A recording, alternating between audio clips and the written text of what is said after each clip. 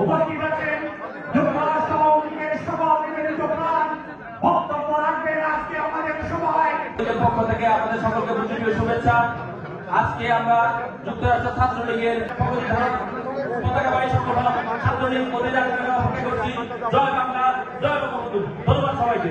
কিভাবে প্রকাশ করবো আমার সে ভাষা জানা নেই। আপা আপনি ভালো থাকেন, আপনি ভালো থাকলে আমরা ভালো থাকবো। আপনি আজকে যে ভাষণ দেবেন, আপনি যে কথা আমাদের বলবেন, যে নির্দেশ দেবে, আমরা যুক্তরাষ্ট্রের আপনি যারা আছি আমাদের জীবনের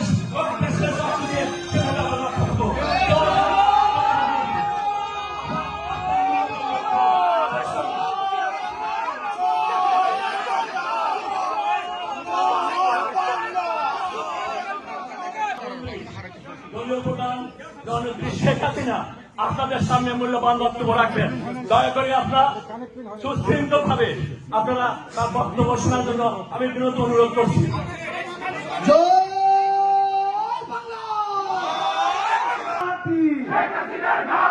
শেখ হাসিনার ঘাঁটি, বাংলাদেশের মাটি, শেখ হাসিনা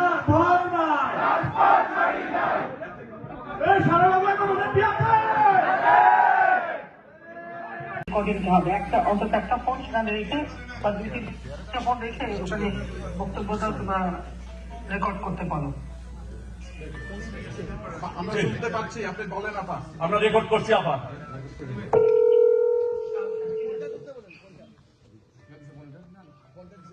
আমি সবাইকে আমার আন্তরিক শুভেচ্ছা জানাই।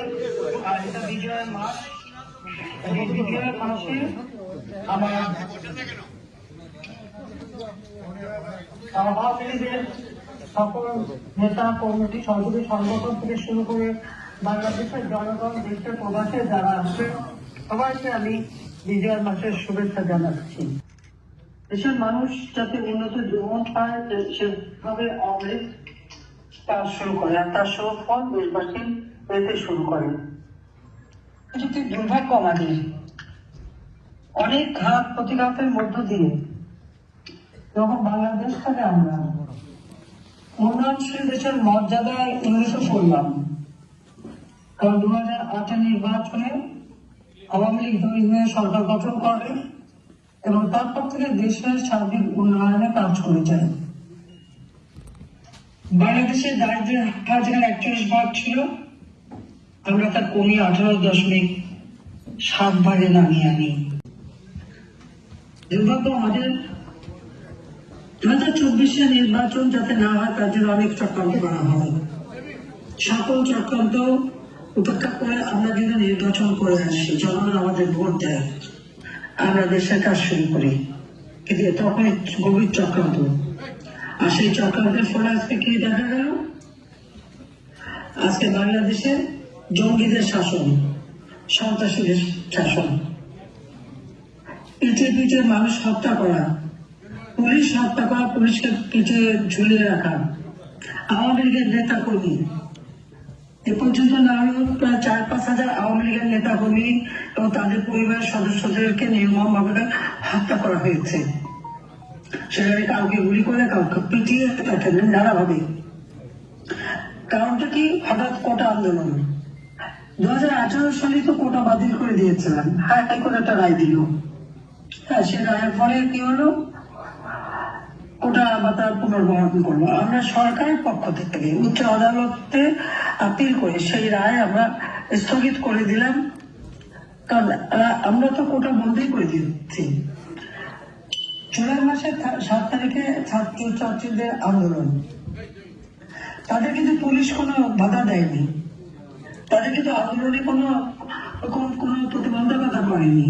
আমি বরং বলেছিলাম যে খবরদার এদের কখনো গুলি টুলি করবে না, আন্দোলন করছে না করুক, কারণ কোটা তো নাই, আমরা তাদের সাথে আলোচনা করি। আমি বারবার তাদের ডেকেছি, গণভবন তারা আসবে না। আমাদের মন্ত্রীরা গেছে, তাদের সাথে কথা বলেছে, সকল দাবি মেনে নেওয়া হয়েছে। আর কোটাও তখন নেয়নি, 11 জুলাই থেকে কোনো কোটা ছিল না।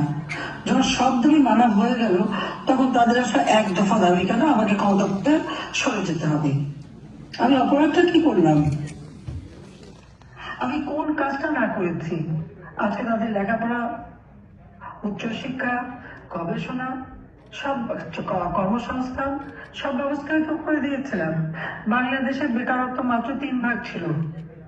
প্রত্যেকের কর্মসংস্থানের সুষ্ঠু ব্যবস্থা আমি করে দিয়েছি। যুবকদের ট্রেনিং এর ব্যবস্থা, তাদের কর্মসংস্থার ব্যবস্থা আমরা করেছি। তরুণ সমাজ যা আমাদের ভবিষ্যৎ, তার জন্য আধুনিক প্রযুক্তি জ্ঞান সম্পন্ন হয় সেই ব্যবস্থা আমরা করেছি। জনগণের খাদ্য নিরাপত্তা দিয়েছি, চিকিৎসা নিরাপত্তা দিয়েছি। বাংলাদেশ সারা বিশ্বের কাছে উন্নয়নের রোল মডেল হিসেবে স্বীকৃতি পেয়েছিল। সারা বিশ্বে বাংলাদেশ উন্নয়নের বিস্ময় এই মর্যাদায় অধিষ্ঠিত হয়েছিল। কিন্তু একতা আন্দোলন চলে আসলো, এক দফা আন্দোলন, তার ফলাফল কি দাঁড়ালো?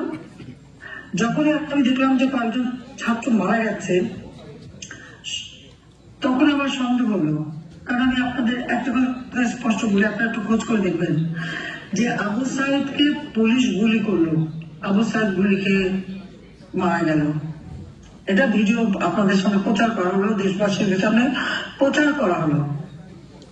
কিন্তু সেই আবু সাইদকে যে পুলিশের গুলি খেলো বললো, তাকে কিন্তু হাসপাতালে নিয়েছিল কয়েক ঘন্টা পরে। 2:30টার দিকে, প্রায় 2:30-3 দিকে গুলিটা হয়, আর তাকে হাসপাতালে নেয় রাত্রি 8টায়। গুলি খাওয়া একজন রোগীকে সাথে সাথে হাসপাতালে নিতে হয়, তার বুলেট বের করতে হয়, তাকে চিকিৎসা করতে হয়, তাকে বাঁচাবার চেষ্টা করা লাগে। কিন্তু তাকে কিন্তু হাসপাতালে নেয় নাই কেন? কারণটা কি? রহস্যটা কি? তার পোস্টমর্টমের যে রিপোর্টটা বেরিয়েছিল, এবং আমি এই ঘটনার পরেই, আপনারা জানেন যে আমি একটা জুডিশিয়াল এনকোয়ারি কমিটি করে দিয়েছিলাম, এবং সেই জুডিশিয়াল এনকোয়ারি কমিটি উচ্চ আদালত থেকে, হাইকোর্ট থেকে 3 জন জজকে নিয়ে আমি জুডিশিয়াল এনকোয়ারি কমিটি করে দিই। তারা কিন্তু কাজও শুরু করেন, এমনকি রংপুরে তারা ভিজিট করেন। কি দুর্ভাগ্যের বিষয়, এরপর একটার পর একটা লাশ পড়তে থাকি। লাশের উপর পাড়াতে ক্ষমতা থাকার তো আমার ইচ্ছা নেই, কিন্তু আমি যখন আমাদের যখনই যারাই আহত হতো, তাদের সাথে সাথে আমাদের তখন স্বাস্থ্যমন্ত্রী ছিলেন সামন্ত সেন, এবং আমাদের স্টেট মিনিস্টার রোকেয়া, হাসপাতাল, প্রত্যেক হাসপাতালে গেছে, সকলের চিকিৎসা ব্যবস্থা আমরা করেছি। সেখানে ধর্ম নির্বিশেষে আমাদের ছাত্রলীগের তাদের সেই চট্টগ্রামে ছাদের থেকে ফেলে দিয়েছে, 4 তলের পথে তাদের ফেলে দেওয়া, হাত কাটা, রক কাটা করে যাওয়ার পরেও তাদের উপরে নির্যাতন। এইভাবে আওয়ামী লীগ ছাত্রলীগের নেতা কর্মীদের উপর অকথ্য অত্যাচার নির্যাতন শুরু হলো, এবং তাদেরও হত্যা করা হলো। এমন কোন জেলা নাই, থানা নাই যেখানে আওয়ামী লীগের নেতা কর্মীর ঘর বাড়ি জ্বালিয়ে ছাড়খাড় করা হলো। মেট্রো রেল থেকে শুরু করে পুলিশ হত্যা, এটা যে আমাদের সেই নোবেল সুৎখর ইউনূস তার মেটিকুলাসলি ডিজাইনের একটা অংশ।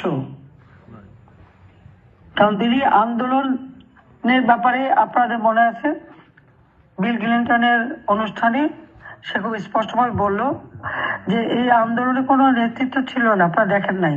এই আন্দোলনে কোনো ছাত্র বা কারো কোনো কিছু করার ছিল না, এটা হলো তার মাস্টার মাইন্ড দ্বারা মেটিকুলাসলি ডিজাইন করে এই আন্দোলন করা হয়েছিল, এবং সেভাবে সে আমাকে ক্ষমতাচ্যুত করেছে, এবং সে ক্ষমতা এসেছে। তাহলে এই আন্দোলনে তাহলে কারা ছিল? এবং এই যে মেটিকুলাসলি ডিজাইন করে যে হত্যাকাণ্ড, তারই একজন সমন্বয়ক, অর্থাৎ ইউনূসের ক্যাডার, সে নিজে স্বীকার করেছে, বলেছে কি পুলিশ হত্যা না করলে আর মেট্রোলে আগুন না দিলে তাদের বিপ্লব সার্থক হতো না। কিসের বিপ্লব?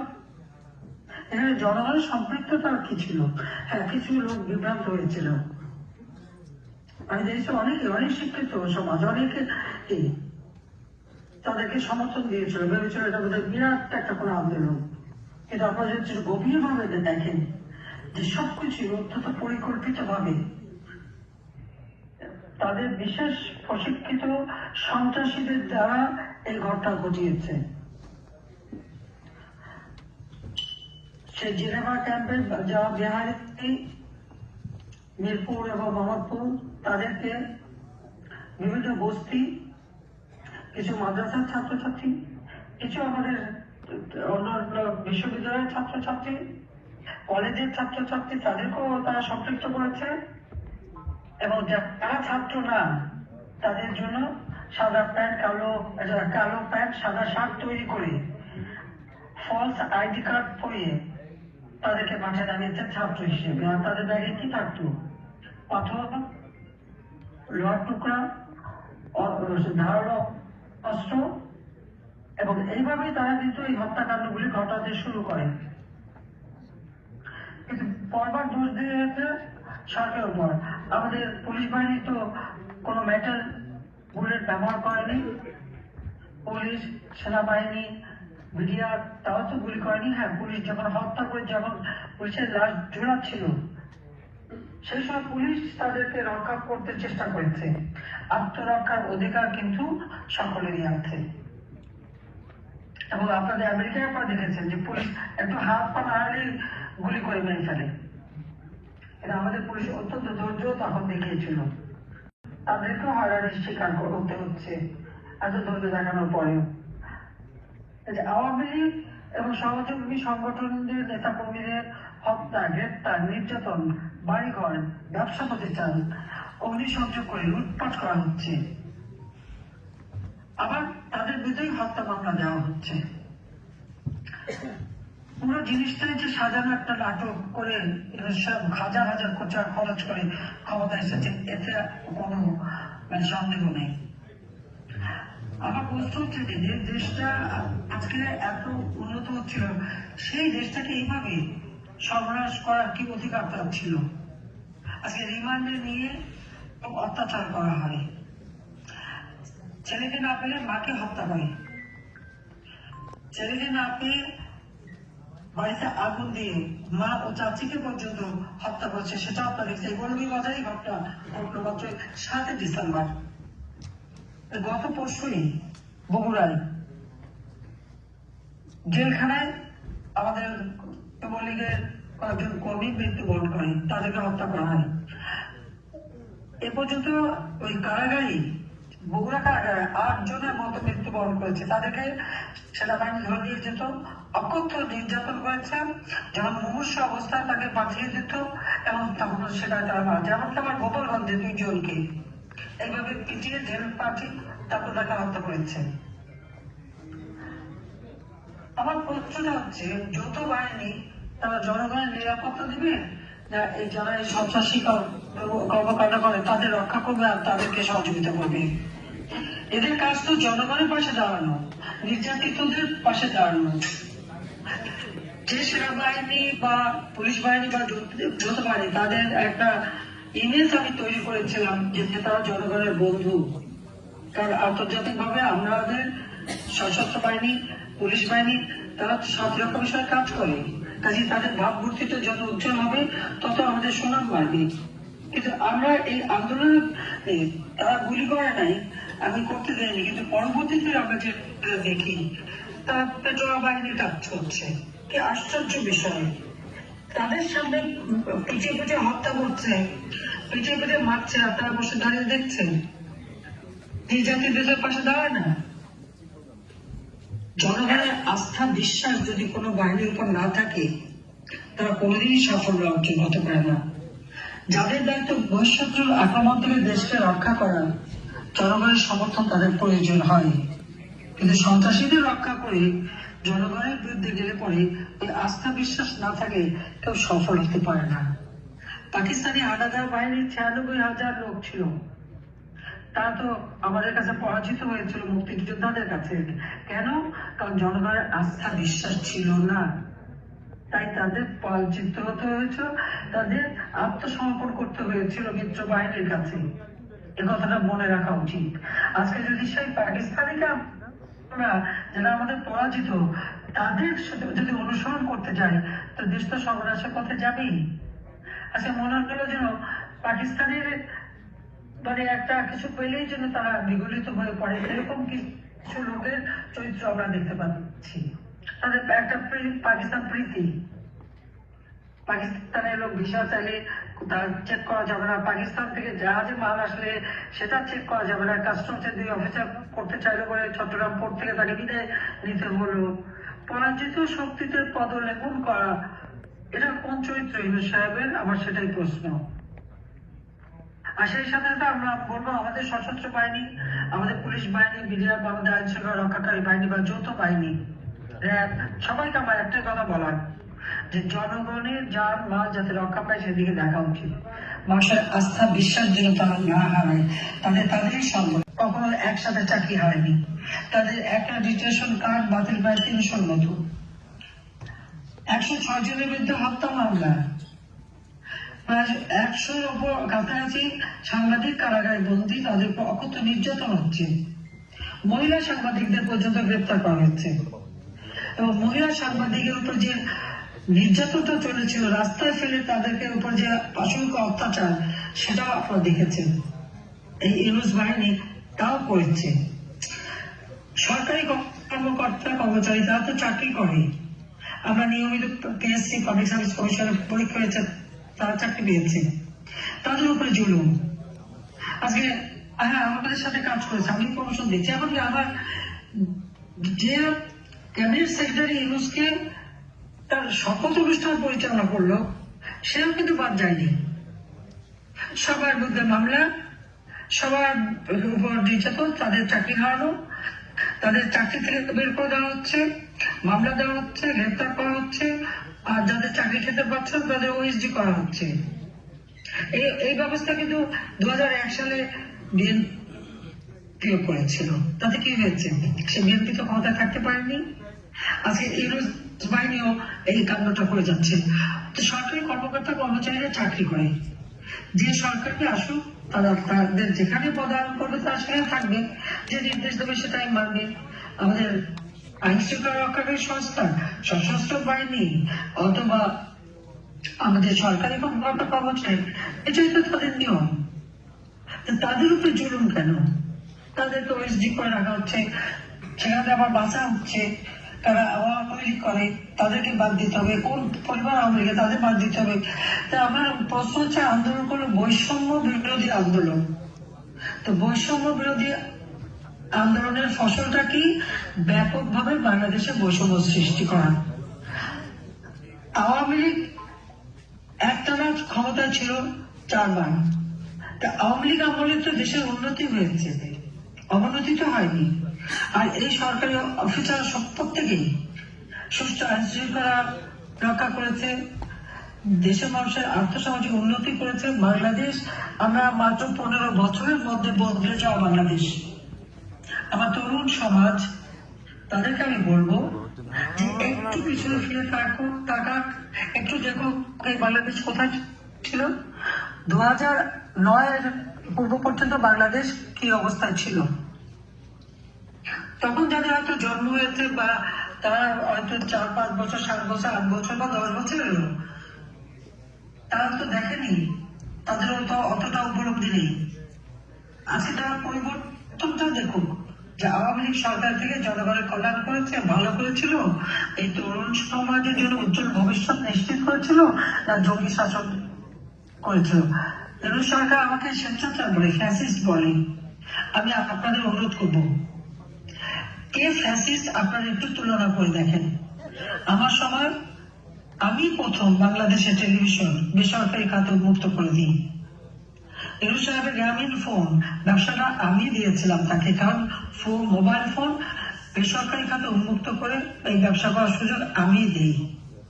গ্রামীণ ব্যাংকের হাজার হাজার কোটি টাকা মানি লন্ডারিং করে সে নিয়ে গেছে। যতদিন এমডি ছিল গ্রামীণ ব্যাংকে কোনোদিন অডিট করেনি। আজকে অডিট করার পর বেরিয়েছে, নাহলে 25,000 কোটি টাকা সে মানি লন্ডারিং করে বিদেশে পাচার করেছে। গ্রামীণ ফোনের টাকা সে বিদেশে পাচার করেছে। এখনো বিটিআরসি তার কাছে কয়েক হাজার কোটি টাকা পায়, 6,000 কোটি টাকা পাও না। নিজের ট্যাক্স 666 কোটি টাকার ট্যাক্স। উচ্চ আদালতের নির্দেশ ছিল সে ট্যাক্স সে দেবে। 6 তারিখে আদালতের রায় হওয়ার কথা, সে 5 তারিখে আন্দোলন শুরু করানো। এটা হঠাৎ করে হয়নি। কেন? তাদের ট্যাক্স দিতে না হয়, সেই জন্য সরকারকে উৎখাত করতে হবে। তার বিরুদ্ধে দুর্নীতি দমন কমিশনে এই গ্রামীণ ব্যাংকের অর্থ আত্মসাৎ করা সেই মামলা হয়েছিল। শুধু তাই না, একটা কোম্পানির 5% লেবারদের ওয়েলফেয়ার ফান্ডে দিতে হয়। স্যার কোনোদিনই লেবারদের ওয়েলফেয়ার ফান্ডে 1 পয়সাও দেয়নি, 7 পয়সা সে মেরে খেয়েছে এবং সেখান থেকে 25 কোটি টাকা প্রস্তুত করে সে ঘুষ দিয়েছে। 2 লেবারের যারা আন্দোলন করেছিল তাদের প্রেসিডেন্ট সেক্রেটারিকে এক একজনকে 3 কোটি টাকা করে ঘুষ দেয়, এমনকি অ্যাটর্নি জেনারেলকে ঘুষ দেওয়ার জন্য টাকা সাথে, কিন্তু অ্যাটর্নি জেনারেল সেটা নেয়নি। তখন জিনিসটা ফাঁস হয়ে যায়, জনসম্মুখে চলে আসে।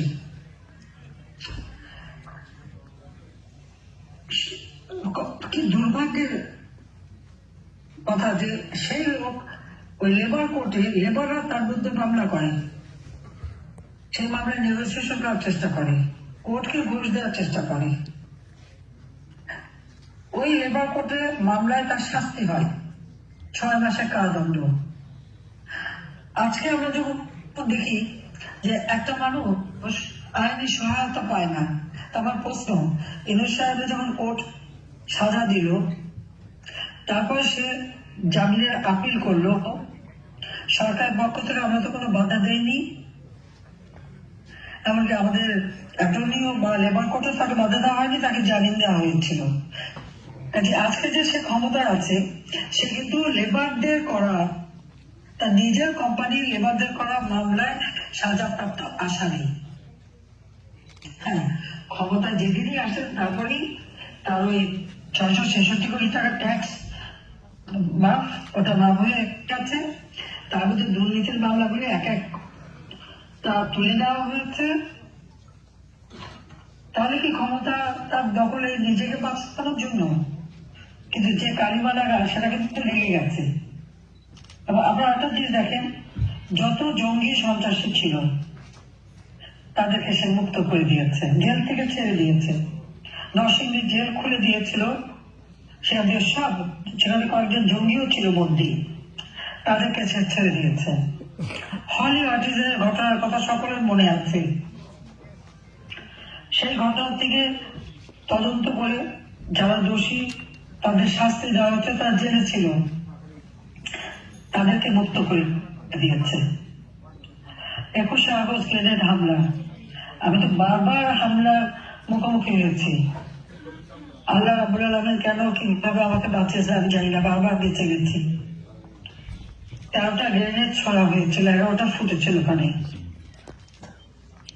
আমার নেতা কর্মীরা মানবভাবে রক্ষা করে আমাকে রক্ষা করেছিল, আমার সিকিউরিটি লোক জীবন দিয়েছিল। আইবি রহমান সহ 24 জন তখন মারা যায়, 25 জন মারা যায়, তার পরবর্তী আরো প্রায় 20-25 জন আহত অবস্থায় ধীরে ধীরে মৃত্যুবরণ করে। এখনো আমাদের অনেক নেতা কর্মী সমস্ত সেই স্প্রিন্টার, ওই ওবায়দুল কাদের, কাজী জাফরুল্লাহ থেকে শুরু করে আমাদের ছাত্রলীগের সাবেক প্রেসিডেন্ট সেক্রেটারি থেকে শুরু করে অনেক নেতা, আমাদের সব নেতা কর্মী আহত হয়। তার তখন বিচারও হয়নি, তদন্ত হয়নি। 2007 সালে তত্ত্বাবধায়ক সরকার এসে এই তদন্ত শুরু করে। আমরা তো মামলাও করতে পারিনি, আমাদের মামলাও নেয়নি। চল্লিশ সাহেব বাবু সাবেক চৌধুরী দিয়েছিল মামলা করতে, প্রতিছিলে সে মামলা নেবে না, আমার করে দিয়ে হায় ফেলে রেখে চলে আসতে হয়েছিল। যার তত্ত্বাবধায়ক সরকার এসেই তদন্ত করে, তারপর সেই বিচার হয়। যারা সাজাপ্রাপ্ত আসামি তাদের সবাইকে ইউনূস মুক্ত করে দিয়েছেন। তবে আমার প্রশ্ন, তাহলে ওই গ্রেনেড হামলায় যেখানে আমরা শুনেছিলাম জাতির পিতার হত্যাকারীরা জড়িত ছিল এবং হাওয়া ভবন থেকে চক্রান্ত হয়েছিল, তার ইন্ডিয়া সহ এরা সবাই জড়িত ছিল, তাহলে কি ইউনূস এদের সাথে ছিল? সেও কি ওই 21শে আগস্ট গ্রেনেড হামলার মানে সে সাথে জড়িত? আমার তো সেটাই মনে হচ্ছে যে সেও আর সবাই জড়িত ছিল। এদের কেন? দুর্ধর্ষ সন্ত্রাসী যে কটা বন্দিখানায় সবাইকে সে মুক্ত করে দিয়েছে। আসলে তার আন্দোলনটা এটা ছাত্র আন্দোলনও না, জনগণের আন্দোলনও না। এই সন্ত্রাসীদের সাথে তার একটা সম্পর্ক ছিল। তার ওই মেটিকুলাসলি ডিজাইনের মাস্টার মাইন্ড সে নিজেই হচ্ছে খুনি, এবং সে এদেরকে ব্যবহার করেছে। এদেরকে ব্যবহার করেই তারা সে এই আন্দোলনের নামে গণহত্যা চালিয়ে দেশকে আজকে একটা চরম বিপদের মধ্যে ফেলে দিয়েছে। আজ ন্যায় বিচার পাওয়ার অধিকার নাই। একজন যদি কারাগারে বন্দিখানায় নিয়ে যাচ্ছে, আমাদের বয়স্ক নেতা সেই রমেশ চন্দ্র বাবু থেকে শুরু করে এদেরকে গ্রেফতার করেছে, হাতে হ্যান্ডকাপ পরানো। আমি কখনো দেখিনি যেভাবে হাতে হ্যান্ডকাপ পরিয়ে রাজনৈতিক নেতাদের নিয়ে যায়। আবার পুলিশও তাদের নিয়ে যাচ্ছে, ওই বিএনপি জামাত এবং ইউনুস বাহিনী তাদের উপর হামলা করছে।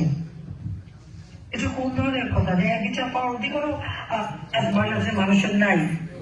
আজকে তাদেরকে কোর্টে আইনজীবী যেতে পারে না। কোনো একজন যদি মামলা আসামি হয়, রাষ্ট্রের দায়িত্ব থাকে, সে যদি আইনজীবী নিয়োগ দিতে না পারে, তাহলে তার কাছে আইনজীবী তাকে সরকারের পক্ষ থেকে দিতে হবে। আর আমরা এখানে কি দেখি, বিএনপি জামাতের আইনজীবীরা তারায় কারণ আওয়ামী লীগের কোন নেতা কর্মী অথবা সংখ্যালঘু সম্প্রদায় তাদের কেউ তাদের ডিফেন্সে দাঁড়াতে পারবে না, আইনজীবী দাঁড়াতে পারবে না। এমনকি আপনারা জানেন যে চিন্ময় কৃষ্ণ দাসকে, সেটা তো সাধু, হ্যাঁ জুলুম হয়েছে, জুলুম তো সংখ্যালঘুদের উপর হয়েছে। মসজিদ, দরগা শরীফ হামলা করা হয়েছে। মানে ইউনুস বাহিনীর কর্মকাণ্ডকে অবাক হতে হয়, যেখানে আমাদের বিভিন্ন সেই এমনকি সিলেটে আপনারা জানেন সেখানে শাহপাড়া মাজার পর্যন্ত হামলা করেছে। এই মাজার, দরগা শরীফ, মসজিদ সব জায়গায় হামলা করা, সেগুলি দখল করা, হিন্দুদের মন্দির ভাঙা, হিন্দুদের বাড়ি বাড়ি যেয়ে লুটপাট করা, এমনকি 11টা গির্জা তারা ভেঙেছে। খ্রিস্টান ধর্মাবলম্বী তারাও কিন্তু রেহাই পায়নি। বুদ্ধ মঠ তারা ভেঙেছে, আগুনে পুড়িয়েছে। পার্বত্য চট্টগ্রামে পর্যন্ত তারা হামলা করেছে, হত্যা করেছে, যে কারণে কঠিন জীবনদান তারা করে নাই। এইভাবে একটা চরম নির্যাতন চলছে। চিন্ময় কৃষ্ণ দাসের পক্ষে আইনজীবী দাঁড়ালো কেন? তাদের উপরে হামলা।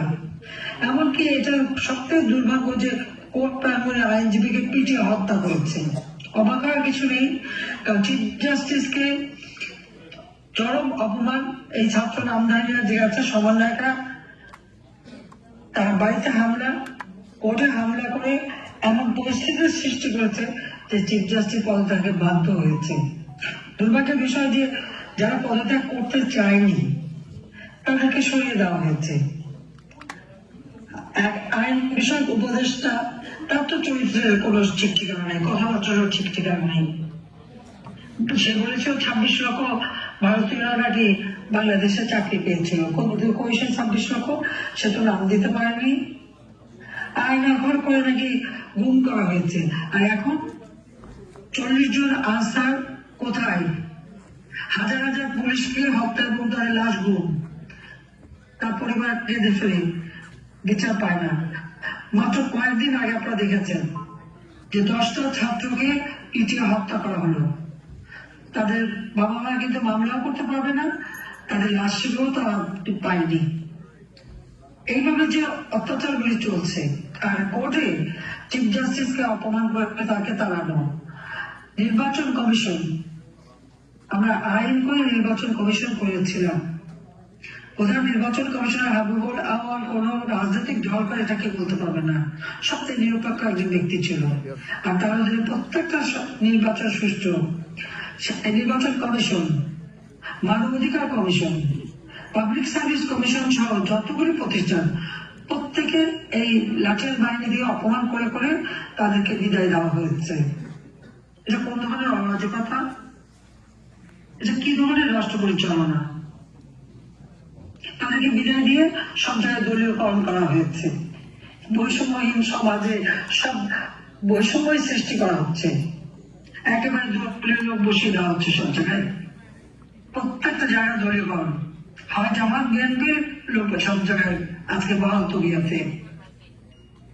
জঙ্গিদের সব ধরনের বদল এবং ইউনূস সাহেবের এজেন্ট নিয়োগ করা আছে।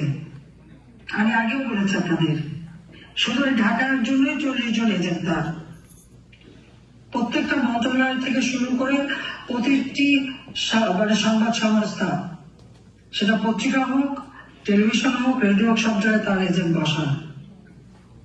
সরকার যা বলবে সে এই নিউজ করবে, সব নিউজ করা যাবে না, সব নিউজ করতে পারবে না। এই হলো সংবাদপত্রের স্বাধীনতা আর কথা বলার স্বাধীনতা। আওয়ামী লীগ আমলে স্বাধীনতা ছিল না, কিন্তু প্রতিদিন টক শো আওয়ামী লীগের বিরুদ্ধে সমালোচনা সবসময় করতো। ওই কারোর বিরুদ্ধে তো আমরা কোনোদিন কোনো কিছু করিনি, অথচ এখন কারো তো কথা বলারও অধিকার নেই। এমনকি আমিও কথা বললে নাকি তাদের খুব কষ্ট হয়, বাধা পায়। কেন? আমার বিরুদ্ধে এত কথা বলেছে, তা আমি কেন বলতে পারবো না?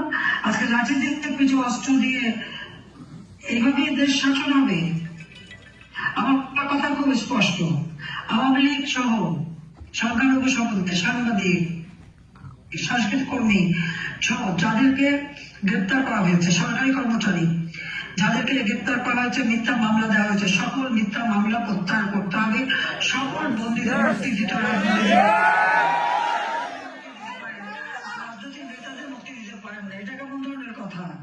যাদের ঘর বাড়ি আওয়ামী লীগের সেই জেলা থেকে নিয়ে ঢাকা শহর থেকে নিয়ে আপনারা যায় না, তৃণমূল পর্যায় পর্যন্ত কারো ঘর বাড়ি নাই, ব্যবসা প্রতিষ্ঠান, এমনকি আপনার প্রবাসী তাদেরও সেই ঘর বাড়ি লুটপাট এবং জ্বালিয়ে দেওয়া হয়েছে। কালকেও আমি কথা বললাম বারহাট্টায়, সেখানেও আমাদের নেতা কর্মীদের সবার ঘর বাড়ি জ্বালিয়ে দেওয়া হয়েছে।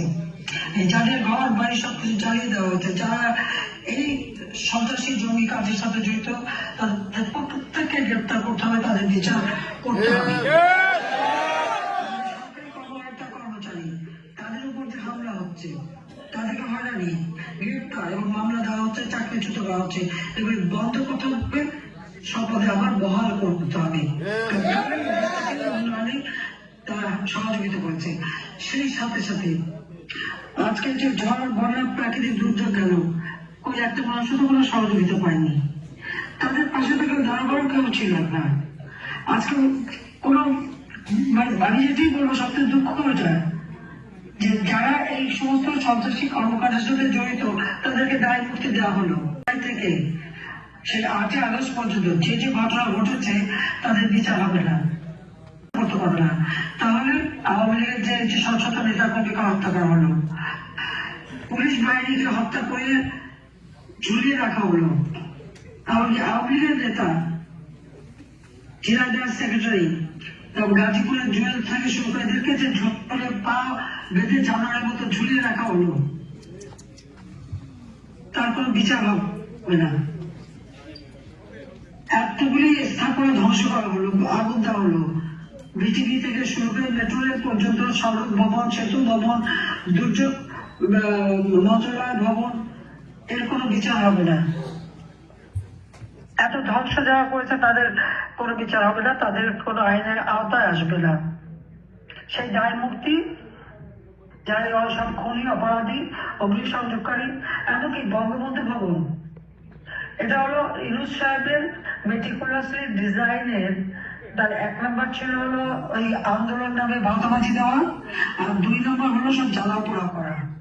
তার এই দ্বিতীয়, অর্থাৎ তার যে দ্বিতীয় দফা, সেটাই ছিল বঙ্গবন্ধু ভবন, স্মৃতি জাদুঘর, সেটা পোড়ানো। কি অপরাধটা করেছিল ওই বাড়িটা? ওই বাড়ি থেকেই তো জাতিপিতা 6 দফা ঘোষণা দিয়েছেন, ওই বাড়ি থেকেই তো স্বাধীনতার ঘোষণা দিয়েছিলেন, আর ওই বাড়িতেই তো তিনি জীবন দিয়েছেন। 71 সালে বাড়ি লুটপাট করা হয়, 75 সালে জাতির পিতাকে হত্যার পর বাড়ি লুটপাট করা হয়। তারপর যেটুকু অবশিষ্ট ছিল আমরা তো দুই বোন উত্তরাধিকার সূত্রে সম্পত্তি পেয়েছি, আমরা তো ভোগ করিনি। আমরা তো তার জনগণকে দান করে দিয়েছিলাম। বঙ্গবন্ধু স্মৃতি জাদুঘর সৃষ্টি করেছিলাম, বঙ্গবন্ধু মেমোরিয়াল ট্রাস্ট করে আমরা শত শত ছাত্রছাত্রীদের বৃত্তি দিতাম। আমরা আমাদের এই 21 আগস্ট আহত নিহত পরিবার তাদেরকে প্রতি মাসে মাসোহারা দেওয়া, যারা দুস্থ তাদেরকে মাসোহারা আমরা দিতাম। আমরা জনগণকে দান করেছিলাম। আর পৃথিবীর কত বড় বড় নেতারা, দেশের রাষ্ট্রপ্রধান, সরকার প্রধান, তারা সবাই আসছে বাড়িতে ভিজিট করেছে, দেখেছে। ওখানে চমৎকার হলোগ্রাম করে দিয়েছিলাম, যেন বঙ্গবন্ধু 7 মাসে ভাষণ দেখা যেত। সব জ্বালিয়ে করে শেষ, ওই স্মৃতিটুকু সে পুড়িয়ে দিল। এবং এটা তার ম্যাটিকুলাসলি ডিজাইনের দ্বিতীয় পর্ব ছিল। গণভবন সরকারি ভবন, সেটা তারা লুটপাট করেছে, হামলা করেছে, এবং ইন্দু সাহেব নিজেই তো তার সমন্বয়কদের নিয়ে, উপদেষ্টাদের নিয়ে সেটা লুট করতে গিয়েছিল। যা অবশিষ্ট ছিল তিনি নিজেদেরই লুট করে নিয়ে এসেছে। এবং এটা আমাদের ব্যক্তিগত ছিল না, শুধু এখানেই না, আপনারা দেখেন প্রত্যেকটা জায়গায় অগ্নিসংযোগ এবং ভাঙা এবং লুটপাট। সংসদ ভবন হামলা করা, সংসদ ভবনের কাগজপত্র আগুন দিতে পারেনি, যেখানে পানি ঢেলে দিয়ে এসছে। কত ঐতিহাসিক দলিল সেখানে ছিল, চমৎকার লাইব্রেরি আমরা করেছিলাম, সেগুলি তারা ধ্বংস করেছে। সংসদ ভবনে হামলা, সেখানে বসে সিগারেট, এই ছাত্ররা সিগারেট খাচ্ছে, সমন্বয়করা। অর্থাৎ আইনসভাকে অপমান করা, জুডিশিয়ারিকে অপমান করা, প্রশাসনকে অপমান করা। একটা রাষ্ট্র পরিচালনা করতে তিনটা অত্যন্ত গুরুত্বপূর্ণ তিনটা স্তর থাকে, সেটা আইনসভা, বিচার বিভাগ এবং এক্সিকিউটিভ, অর্থাৎ লেজিসলেটিভ এবং এক্সিকিউটিভ। সব কটা মানে যেগুলি পদ্ধতি সবই ধ্বংস করে দেওয়ার চেষ্টা। কেন? যদি জিজ্ঞেস করেন, সেই ধ্বংসযজ্ঞ করতে হলো। নিজের চেহারা বানানোর জন্য উনি ভাজা মাছটা উঠতে কিন্তু পারে না, সব যেন একেবারে এমনি হয়ে যাচ্ছে, সেটা না। কিন্তু সে নিজে এই মেটিকুলাসের ডিজাইনের সব পদ্ধতি, সবকিছু তারই, সেই হচ্ছে মেন মাস্টার মাইন্ড, এবং তার সাথে তার মাস্টার মাইন্ডরা আছে, তারা এই কাজগুলি করে বেড়াচ্ছে। একেবারে হাতে তুলে একটা দেশকে ধ্বংস করা, কিন্তু দুর্যোগে মানুষের পাশে নেই। আর সেটা সবচেয়ে কষ্টের, যে যেখানে মানুষের খাবার দাবার সব ব্যবস্থা করেছিলাম, আজকে সেখানে ডাস্টবিন থেকে মানুষ খাচ্ছে, সেই ছবিও দেখা যায়। সেখানে আমার কথা হলো, চাল, ডাল, তেল, লবণ, ডিম, পেঁয়াজ, মাছ, মাংস সহ সবজি, প্রত্যেকটা নিত্য প্রয়োজনীয় জিনিসের দাম কমাতে হবে। তাহলে এগুলি সব মানুষের ক্রয় ক্ষমতার আওতার বাইরে চলে গেছে। মানুষ কাজ পায় না, ওই দিন মজুর, খেটে খাওয়া মানুষ, রিক্সাওয়ালা, কেউই টাকা কামাই করতে পারছে না। কেউ আজকে সংখ্যালঘুদের উপর যে চরম নির্যাতন, আওয়ামী লীগ নেতা কর্মীদের উপরে নির্যাতন, এগুলি সব বন্ধ করতে হবে। এবং মানুষ আজকে চুরি ডাকাতি প্রতিনিয়ত, কারো জীবনের তো নিরাপত্তা নেই, যে কোনো সময় যে কোনো বাড়িতে ঢুকে যায়।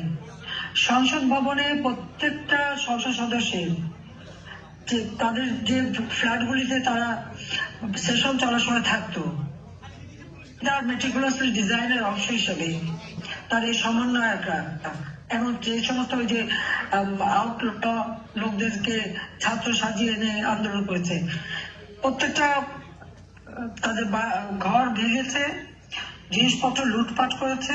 সম্প্রদায় কাউকে ছাড়েনি, সবার উপরে জুলুম অত্যাচার। এই জুলুম অত্যাচার বন্ধ করতে হবে। শিক্ষা প্রতিষ্ঠানগুলিতে হামলা, ভেঙে তছনছ, একটার পর একটা শিক্ষা প্রতিষ্ঠান ধ্বংস করে দিচ্ছে। আর সেখানে কি ছাত্রলীগ যারা করতে, তারা লেখাপড়া করতে পারবে না। আওয়ামী লীগ যারা করতে, তাদের ছেলে মেয়েরা স্কুল কলেজ ইউনিভার্সিটিতে যেতে পারবে না। তাহলে যে সাক্ষরতার হার মাত্র 45% ছিল আওয়ামী লীগ আমলে, সেটা আমরা 78.8 চেষ্টা তো তোদের বাপ আইয়ুব খানও চেষ্টা করেছিল।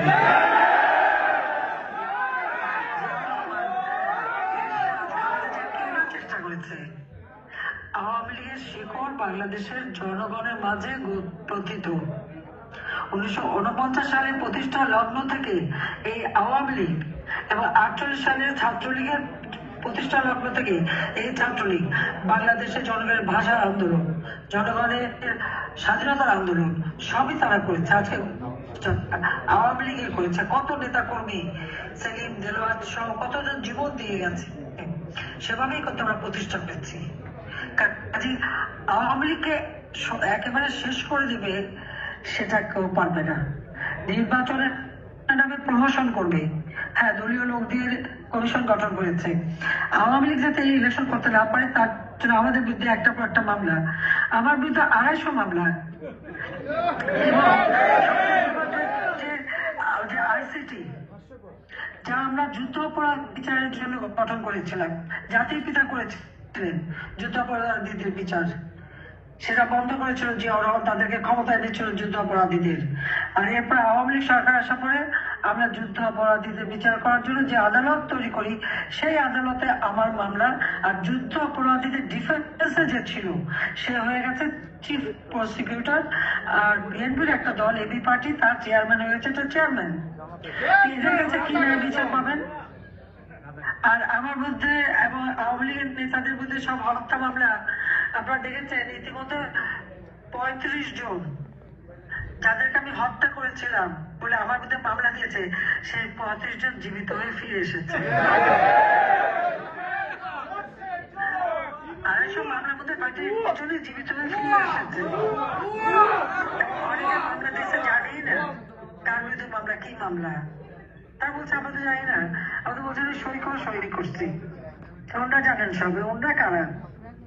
এইভাবে মামলা দিয়ে যাতে আমরা ইলেকশন করতে না পারি সেই চেষ্টা, বারবার এই চেষ্টা করা হয়েছে, বারবার হত্যার চেষ্টা করা হয়েছে। এবারেও তো আমাকে, এবার তার মেটিকুলাসলি ডিজাইনের মধ্যে সবচেয়ে আগে ছিল গণভবন আক্রমণ করবে এবং আমাকে আর এনাকে হত্যা করবে। রাখে আল্লাহ মারে কে, আর মারে আল্লাহ রাখে কে? তা আল্লাহ তো আমাদের রক্ষা করে যাচ্ছে, নিশ্চয়ই আল্লাহর কোনো ইশারা আছে, নইলে মাত্র 20-25 মিনিটের মধ্যে আমি ওখান থেকে কিভাবে বাঁচতে পারলাম। এটাও আল্লাহ ঠিক 21 সাগর যেভাবে আমাকে বাঁচিয়েছে সেইভাবেই বাঁচিয়েছে, কিন্তু আমার কথা বন্ধ করতে পারবে না। আমি জনগণের পাশে আছি, অন্তত এটুকু দাবি করতে পারি যে আওয়ামী লীগের আমলে বাংলাদেশের মানুষ ভালো ছিল, শান্তিতে ছিল, তাদের জীবন মান উন্নত হচ্ছিল, তারা দরিদ্রের হাত থেকে মুক্তি পেয়েছিল, হত দরিদ্র একেবারেই থাকবে না। আমি সেই পদক্ষেপ নিয়েছিলাম। 25.1 ভাগ থেকে আমরা মাত্র 5.6 ভাগে নেমে এসেছিল। আমরা যে আরো প্রায় 21,000 ঘর বাড়ি করে দিতাম, মানুষকে বসতি দিয়ে দিতাম, অতি দরিদ্র বলে কেউ থাকতো না।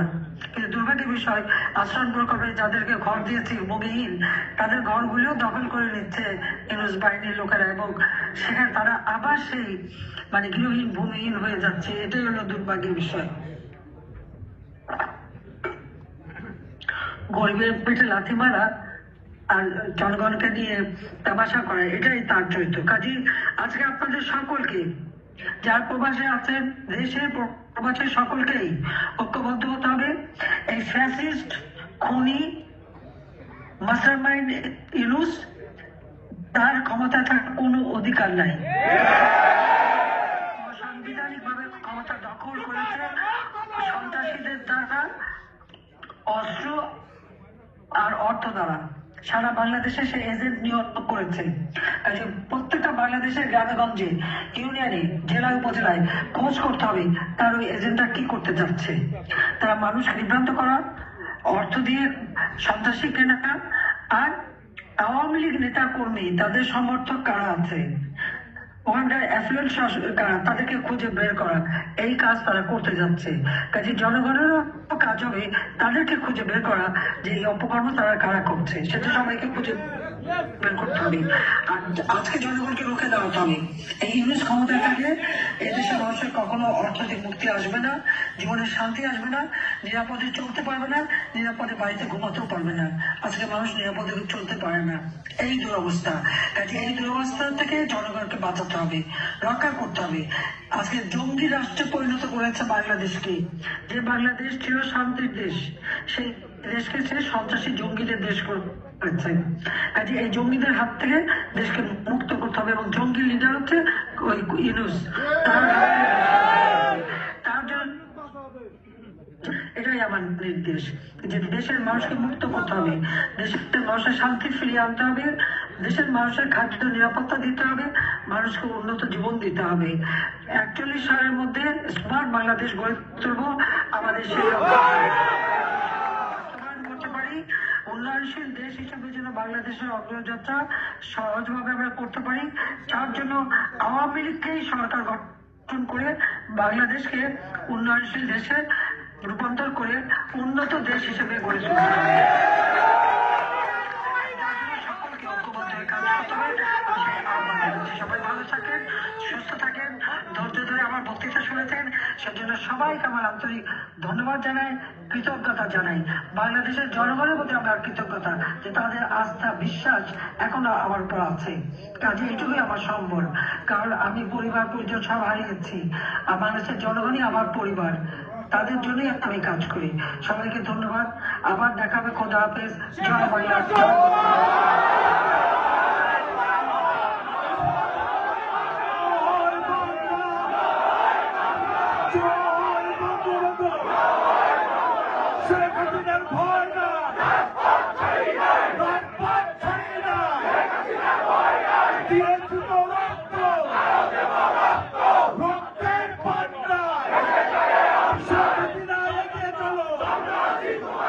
সারা বাংলা তোমার সাথে। জয় বাংলা, জয় বঙ্গবন্ধু।